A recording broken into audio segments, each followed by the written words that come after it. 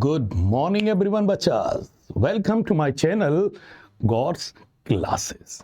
बच्चास, मैं आज fundamental of partnership के कुछ बारीक पॉइंटों पर काम करने जा रहा हूं बिकॉज अब आप समझ गए हैं, चाहे बोर्ड एग्जाम हो चाहे सीयूईटी एग्जाम हो, भैया अब 50 में से 50 क्वेश्चंस आपको सीयूईटी में करने पड़ेंगे। लास्ट ईयर तक बच्चा क्या होता था कि 50 में से 40 करने होते थे, लेकिन अब 50 में से 50 क्वेश्चंस करने पड़ेंगे। Means each and every minute details you must address now. अब आप एक भी पॉइंट नहीं छोड़ सकते बिकॉज 30 लाख लोग बैठ रहे हैं, मेरिट बहुत हाई जाएगी। एक एक कोने को पकड़ो, एक एक कोने को पकड़ के जब चलोगे ना तब आप अटेम्प्ट कर पाओगे। So without wasting your time I am just working on fundamental of partnership के लीगल एस्पेक्ट पे काम कर रहा हूं। किस पर? न्यूमेरिकल एस्पेक्ट में नहीं, लीगल एस्पेक्ट पर काम कर रहा हूं। चलिए टू द पॉइंट बात करते हैं।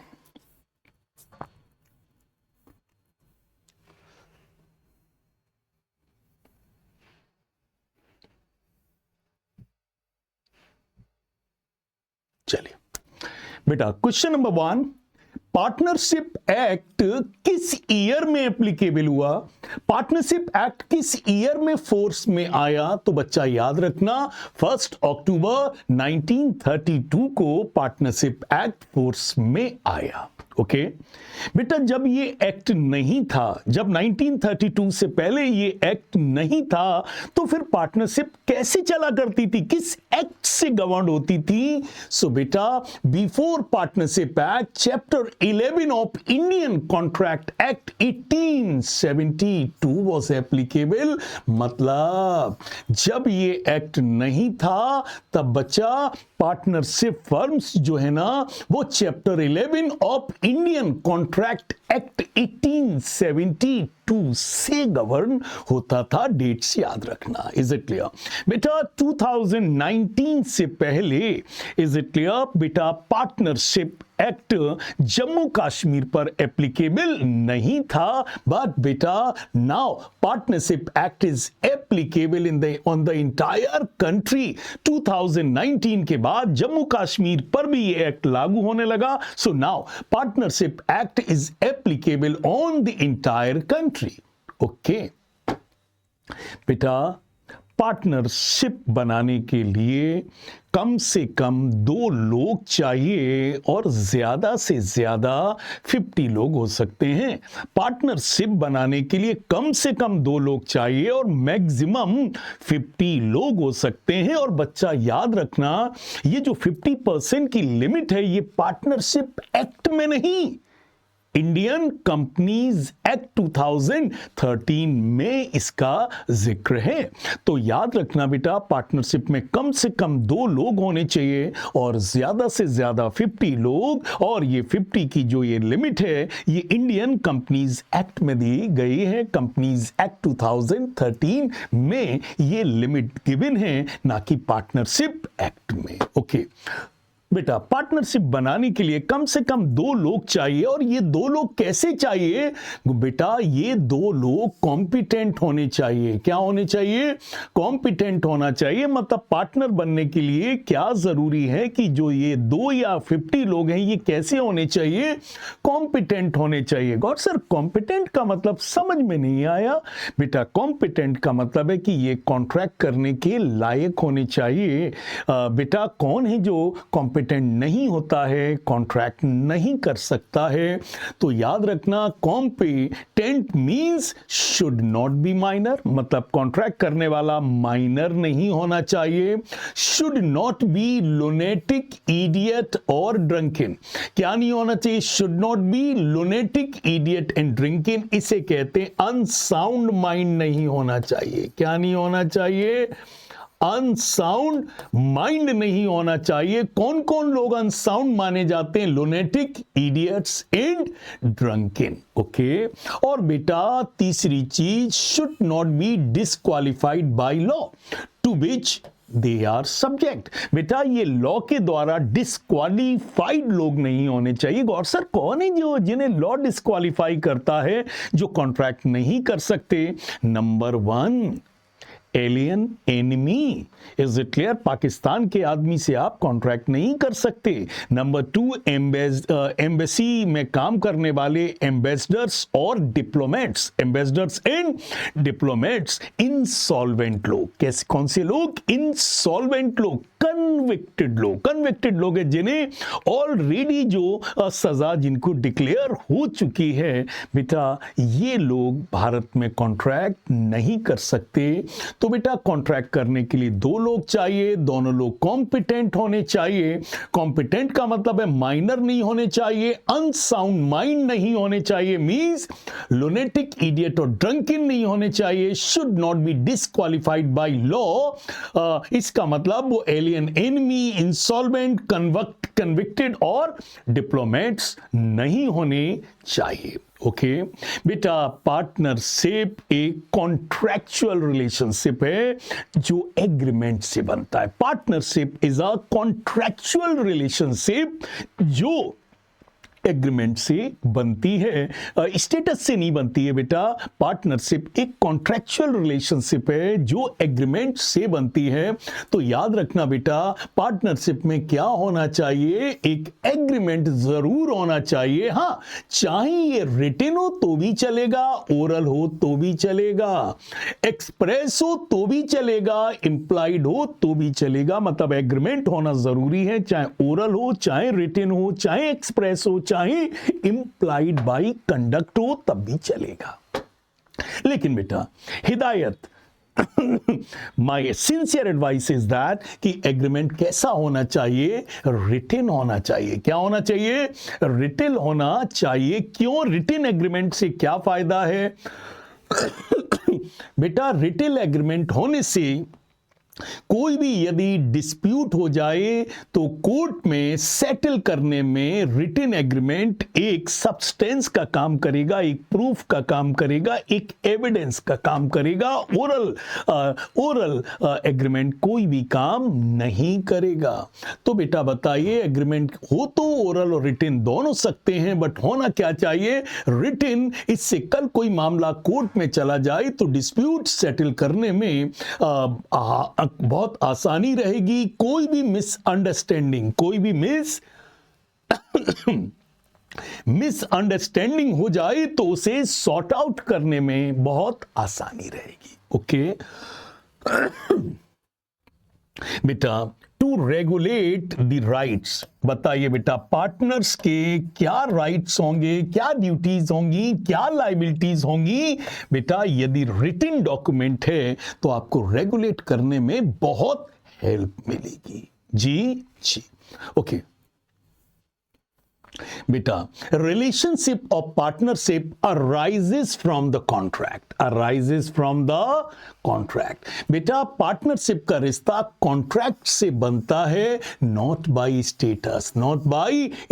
तो याद रखना, partnership is a contractual relationship, it is driven by agreement, not driven by status. बेटा स्टेटस से कौन है जो बिजनेस का पार्ट बन जाता है? बेटा HUF का मतलब है बेटा हिंदू अनडिवाइडेड फैमिली में कोई भी मेंबर यदि बॉर्न होगा, पैदा होगा, तो बाय वर्च्यू ऑफ स्टेटस कि वो इस परिवार में उसका जन्म हुआ है, वो HUF का मेंबर बन जाएगा। लेकिन पार्टनरशिप में कोई भी आदमी, कोई भी नए पर्सन को एडमिट नहीं किया जा सकता जब तक सारे लोग तैयार ना हो। लेकिन HUF में जन्म लो और मेंबर बन जाओ, लेकिन पार्टनरशिप एक्ट में जन्म लेने से कोई मेंबर नहीं बनेगा। सारे पार्टनर्स की एक्सेप्टेंस मिलने के बाद ही कोई फर्म में पार्टनर बन पाएगा। ओके बेटा अगली बात याद रखना, partnership is an agreement to share profit. ध्यान से सुनना, share profit. Partnership is an agreement to share profit. It is not necessarily mean that agreement to share losses. बेटा पार्टनरशिप एक एग्रीमेंट है प्रॉफिट शेयर करने का, ना कि लॉस शेयर करने का। सो याद रखना बेटा, partnership is an agreement to share profit, not losses. Is it clear? Act में कहीं लॉस का कोई जिक्र नहीं है। Okay, thus sharing profit, sharing loss is not an essential element of partnership. Profit बांटना पार्टनरशिप का एक असेंशियल एलिमेंट है, लेकिन लॉस बांटना असेंशियल एलिमेंट नहीं है। ओके बेटा एक बात और याद रखना, sharing profit is a prima facie evidence, not a conclusive evidence of partnership. बेटा याद रखना, यदि कोई भी लोग शेयरिंग प्रॉफिट शेयर कर रहे हैं तो ये prima facie means primary evidence है कि ये पर्टिकुलर बिजनेस पार्टनरशिप हो सकता है, ये कंक्लूसिव एविडेंस नहीं है। बेटा याद रखना, प्रॉफिट शेयर करना is a prima facie evidence, not a conclusive evidence, partnership का कंक्लूसिव एविडेंस है म्यूचुअल एजेंसी। तो बेटा याद रखना, sharing profit is a prima facie evidence that a particular business is a partnership, but mutual agency, that is principal and agent relationship, is a conclusive evidence that a particular business is a partnership. तो बच्चा, sharing profit is a prima facie evidence, mutual agency is a conclusive evidence, याद रखना objective purpose से। Okay बेटा, if a property is owned by two brothers, बेटा यदि कोई property दो भाई ओन करते हैं और उन्होंने ये प्रॉपर्टी रेंट आउट कर दी है, और जो भी रेंट आता है दोनों भाई शेयर कर लेते हैं। दोनों भाई क्या कर लेते हैं? शेयर। तो बेटा ये रेंट शेयरिंग करना से ये दोनों भाइयों में पार्टनरशिप नहीं है। Is it clear? इस रिश्ते को हम लोग को ओनर कहते हैं। क्या कहते हैं? को ओनर। तो बेटा एक प्रॉपर्टी है जिसको दो लोग ओन करते हैं, उन्होंने इसको लेट आउट कर दिया है, और जो भी रेंट मिलता है they share the rent equally. It does not mean it is a partnership, because यहां पर रेंट बांट रहे हैं, they are treated as co-owner, not a partner. Okay. बेटा अगला पॉइंट है, a manager who receives a particular share in the profit.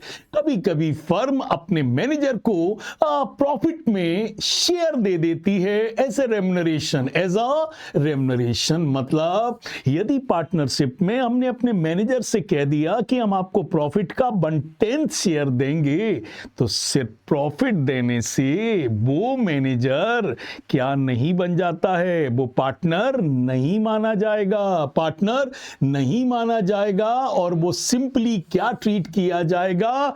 As an employ. तो यदि फर्म ने अपने मैनेजर को एज अ रेम्युनरेशन प्रॉफिट में से शेयर दे दिया है, तो सिर्फ शेयर ऑफ प्रॉफिट से कोई पार्टनर नहीं बन जाता है। Is it clear? उसको एम्प्लॉय ही माना जाएगा, क्योंकि पार्टनरशिप का सबसे जरूरी एलिमेंट है mutual agency, that is principal agent relationship. जब तक ये रिश्ता नहीं होगा कोई भी बिजनेस फर्म नहीं कहलाएगी। ओके, अगला आ गया बेटा, तो बताओ पार्टनरशिप में सबसे जरूरी क्या है? Mutual agency.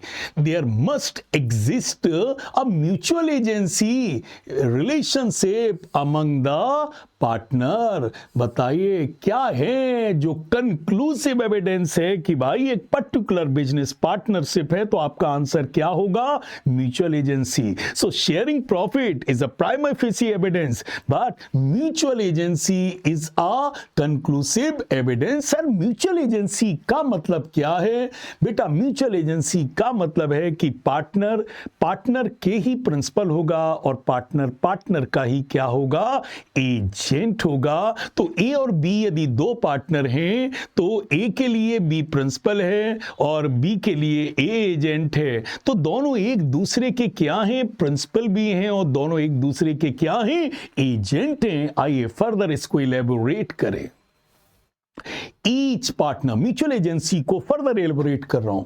Each partner is an agent in the sense, her partner दूसरे पार्टनर का क्या है? एजेंट है। इन the sense that he has the capacity to bind the other partner by his act done। बेटा यदि A और B दो partner हैं तो बताओ बेटा A अपने एक्ट के लिए B को एज अ प्रिंसिपल क्या कर सकता है? बाइंड कर सकता है। So A and B are the two partner. A firm के लिए काम कर रहा है, A के काम के लिए B एज अ प्रिंसिपल क्या होगा? रिस्पॉन्सिबल माना जाएगा। और याद रखना each partner is a principal, each partner is a principal. हर पार्टनर दूसरे पार्टनर का क्या है? Principal. In the sense that he is bound by the act of the other partner. हर पार्टनर, इज इट क्लियर, क्या है? Principal है, क्योंकि वो अदर पार्टनर्स के एक्ट के लिए क्या होगा? बाउंड होगा। तो बताइए बेटा हर पार्टनर क्या है?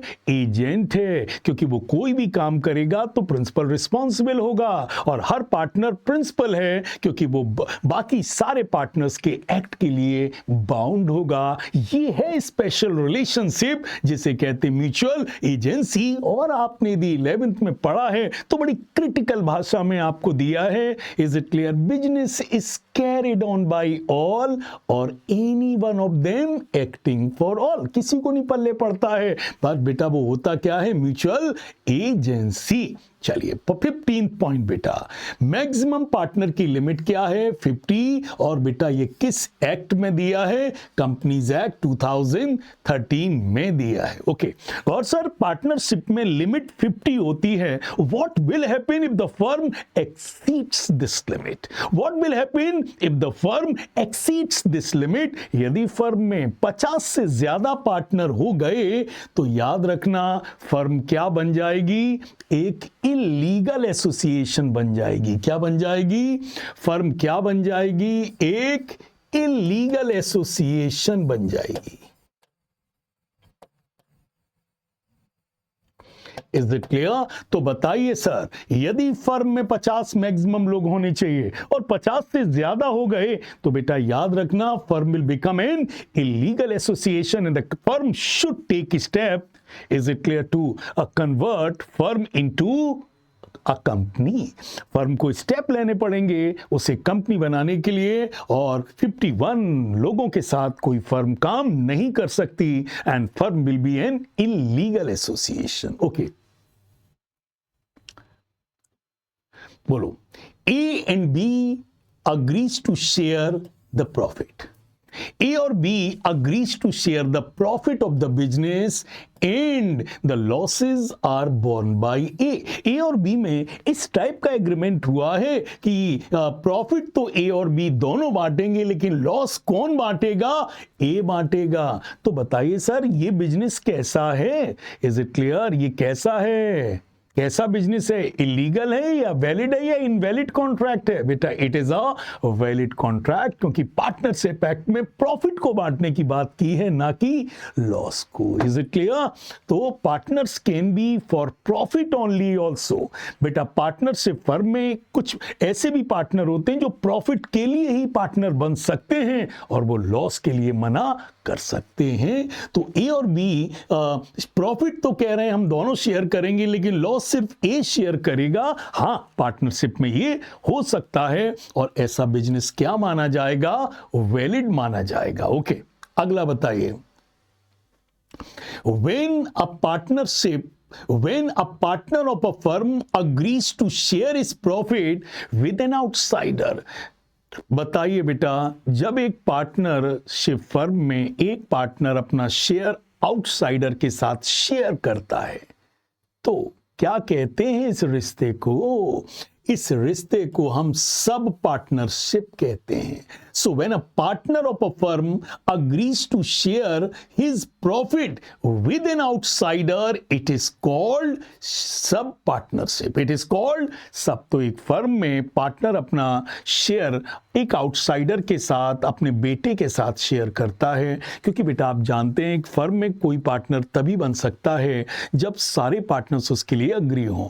माना सर एबीसी 3 पार्टनर था, सी अपने बेटे को पार्टनर बनाना चाहता है, बट ए और बी उसके लिए अग्री नहीं कर रहे हैं, तो सर सी अपने बेटे को भी पार्टनर नहीं बना सकता। हाँ, सी अपने अंडर में उसको क्या बना सकता है? सब पार्टनर बना सकता है, और सी के बेटे के लिए फर्म नहीं, सी लायबल होगा। और ऐसे रिश्ते को हम लोग क्या कहते हैं? सच relationship is called sub partnership. It is called sub partnership.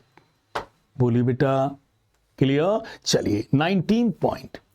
When a person becomes a partner with another for a particular adventure or undertaking, तो बेटा जब हम पार्टनरशिप किसी पर्टिकुलर एडवेंचर या अंडरटेकिंग, किसी पर्टिकुलर काम के लिए बनाते हैं, this kind of partnership is called particular partnership. तो बेटा जो पार्टनरशिप एक पर्टिकुलर काम के लिए या अंडरटेकिंग के लिए बनाई जाती है और वो काम खत्म हो जाता है, पार्टनरशिप नेचुरली डिसॉल्व हो जाती है, ऐसी पार्टनरशिप को हम लोग पर्टिकुलर पार्टनरशिप कहते हैं। Okay, when the partner carry on the business even after the expiry of the agreed fix period. Fix period, is it clear? तो बताइए भैया, व्हेन अ पार्टनर्स, भैया जी एक फर्म चल रही थी जो एक फिक्स पीरियड के लिए बनाई गई थी, पर्टिकुलर पीरियड के लिए बनाई गई थी, लेकिन इसके बाद भी यदि ये लोग फर्म कंटिन्यू रखते हैं तो फर्म कैसी मानी जाएगी? माना पार्टनरशिप फर्म एक फिक्स पीरियड के लिए बनाई, but after the fix period firm dissolve नहीं हुई और वो कंटिन्यू रही, ऐसी फर्म को क्या नाम दिया जाएगा? Is it clear? ऐसी फर्म क्या बन जाएगी? Partnership at will. क्या बन जाएगी? पार्टनरशिप एट विल बन जाएगी। तो यदि पार्टनरशिप एक फिक्स टर्म के लिए बनाई गई, लेकिन after the expiry of the fix term partners continue the business, such partnership will be termed as partnership at will. Okay. Beta, person who have entered into the partnership with one another are individually called partners and collectively called firm. बेटा तो एक partner जो firm का part बनता है, एक partner जो firm का पार्ट बनता है, उसको इंडिविजुअली हम लोग पार्टनर्स कहते हैं और कलेक्टिवली पार्टनर्स को क्या कहते हैं? फर्म कहते हैं। So ABC came together to constitute a firm. A B C, they are individually called as partners and collectively we call it a firm. So firm means ABC collectively. Okay.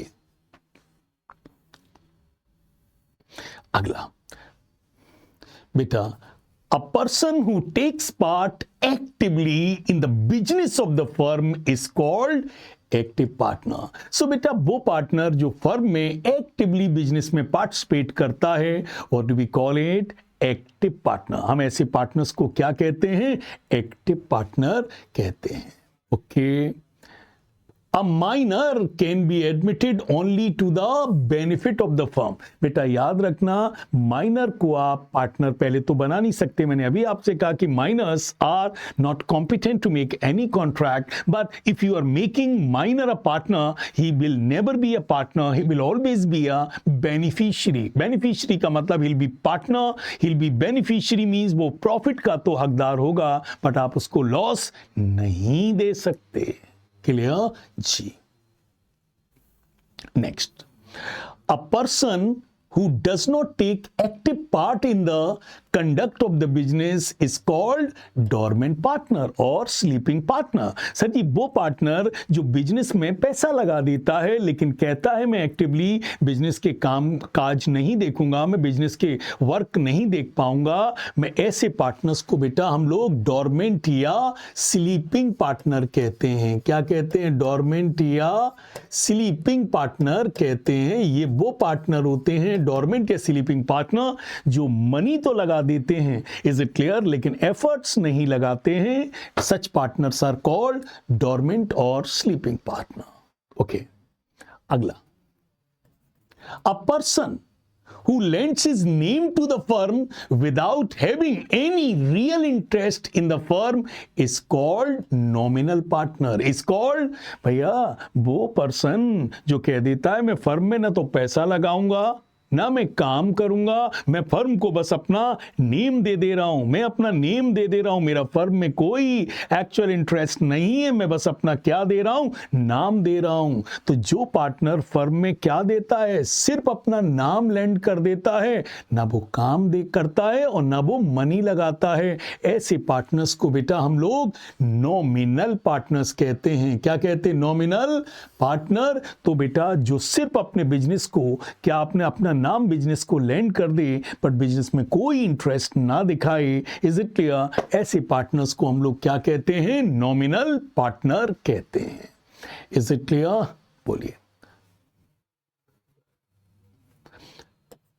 A partner who is given share by a partner is a sub partner. भैया जी, मैंने अभी आपसे कहा कि nobody can be admitted to the partnership firm until and unless all the partners, not the majority partner, all the partners are not agree to it. बेटा तो एक partner होते हैं जो सब पार्टनर होते हैं. मतलब जो मैंने अभी कहा, ABC 3 पार्टनर थे, C अपने बेटे को पार्टनर बनाना चाहता था but A and B objected, and without meeting the objection of A and B, बेटा C अपने बेटे को भी पार्टनर नहीं बना सकता. लेकिन C ने कहा कि हम उसे अपने अंडर में तो रखेंगे ही, तो सी उसे क्या बना सकता है? Sub partner. बेटा याद रखना, सब पार्टनर के लिए सी जिम्मेदार होगा, फर्म नहीं. अगला बेटा, partner by holding out. Partner by holding out, इसे एक नाम से और पुकारा जाता है पार्टनर बाई एस्टॉपेल. क्या बेटा? पार्टनर बाई होल्डिंग आउट और पार्टनर बाई एस्टॉपेल. ये कौन है बेटा? ध्यान से देखना. सच पार्टनर बाई वर्ड्स और conduct represents themselves a partner or knowingly allows others to do so. He is liable to those who have given credit to the firm based on that representation. तो अब मैं simple बोलूं बेटा, partner by holding out या partner by estoppel वो partner है जो actually partner नहीं है, but either he pretends to be a partner or he allows others to believe that he is a partner in a firm where he is not a partner.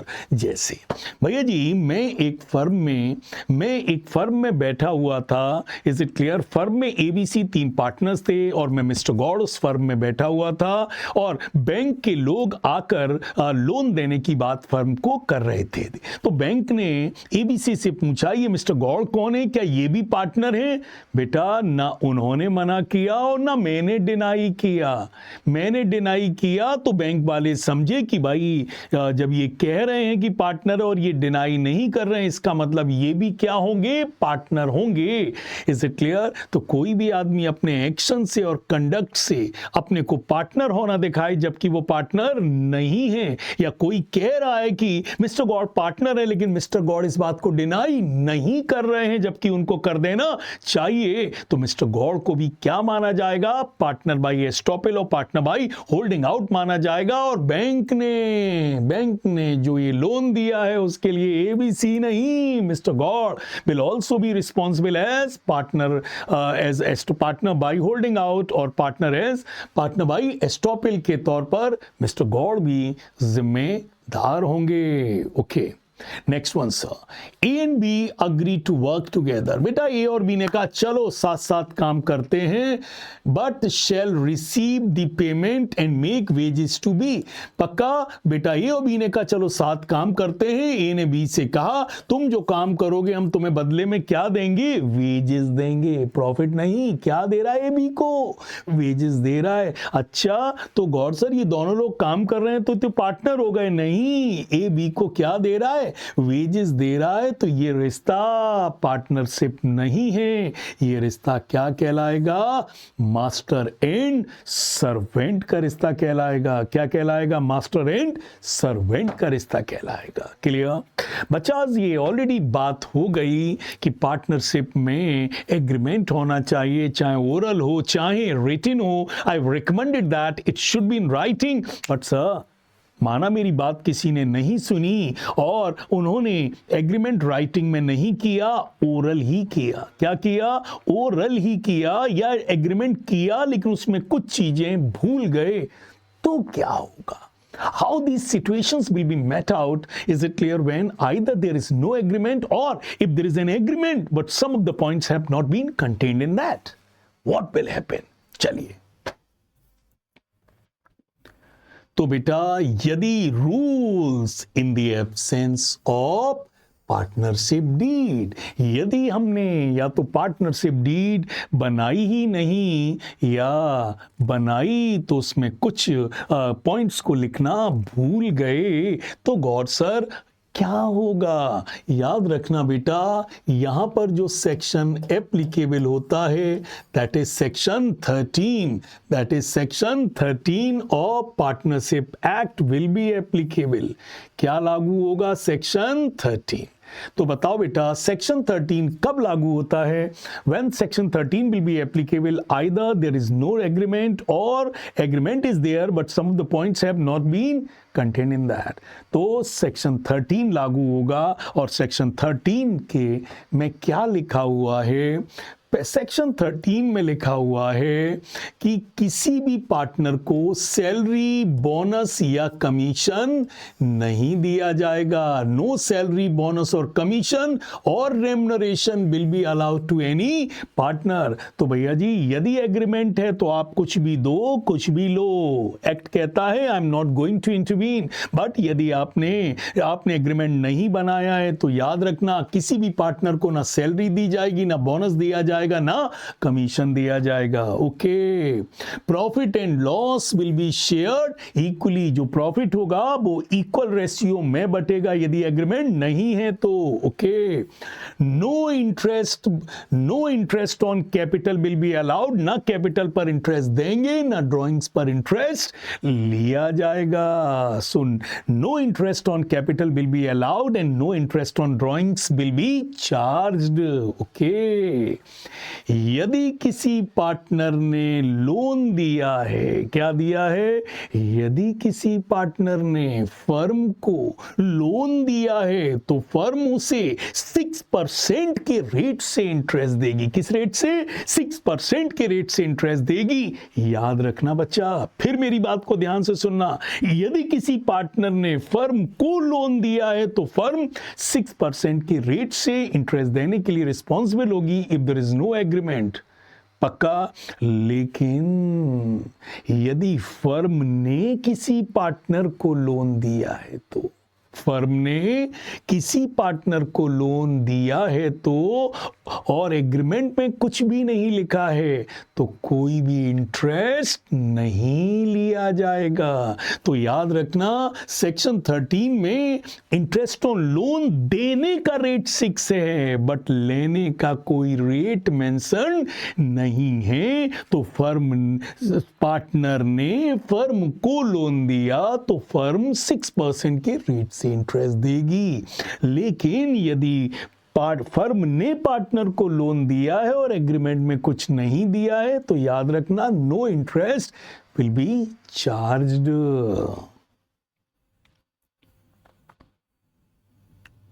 बोलिए बेटा। सो बच्चा ये कुछ points थे। अब थोड़ी सी बात कर लूं फर्म के एग्रीमेंट पर तो बात कर ली, आप ओरल कर लो, रिटन कर लो, ओरल कर लो, रिटन कर लो, एक्सप्रेस कर लो, इम्प्लाइड कर लो। लेकिन बच्चा गौर सर ये बताइए हमने एग्रीमेंट रिटन किया, बहुत ही अच्छी बेटा बात है। तो गौर सर इसके आगे फर्दर बताइए। बेटा यदि आपने एग्रीमेंट रिटन किया है तो एक काम और कर लो। Is it clear? कहने को ये काम ऑप्शनल है, फिर भी मैं रिकमेंड कर रहा हूं कि भैया जी आप उस एग्रीमेंट का रजिस्ट्रेशन करा दो। क्या करा दो? रजिस्ट्रेशन करा दो। अच्छा सर ये रजिस्ट्रेशन कराना मस्ट है कि में है? नहीं बेटा ये ऑप्शनल है, आप कराना चाहो तो करा दो, नहीं कराना चाहो तो नहीं कराओ।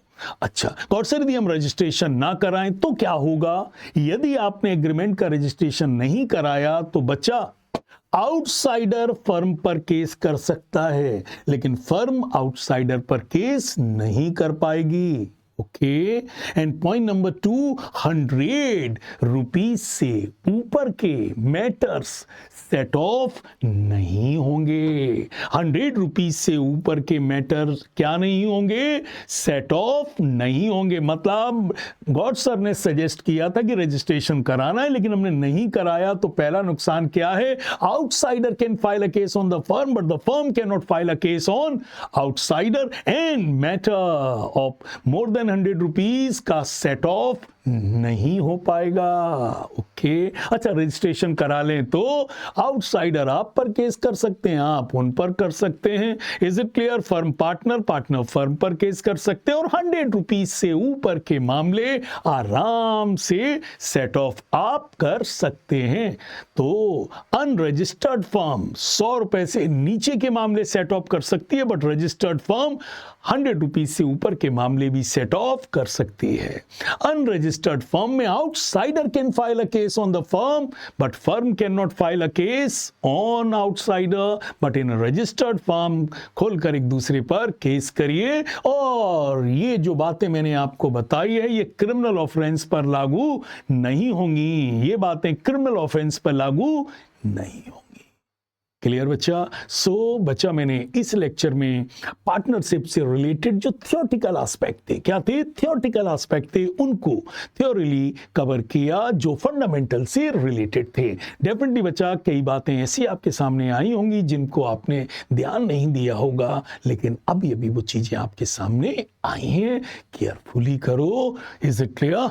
केयरफुली करो क्योंकि एक नंबर भी अब खोने की गुंजाइश नहीं है। लास्ट ईयर तक 10 क्वेश्चन छोड़ सकते थे, अब नहीं। पक्का बच्चा? So that's for today. Rely on us because we rely on lot of experience. बच्चा इस साल बहुत बच्चों ने आईसी के पेपर में कहा पेपर आउट ऑफ कोर्स और ये वो होगा, पर जिन्होंने मेरे वीडियो सुने उन्हें ये प्रॉब्लम नहीं आई, जिन्होंने पूरा विश्वास किया। बिकॉज मैं हर बार कहता हूं rely on us because we rely on experience. Thank you बच्चा।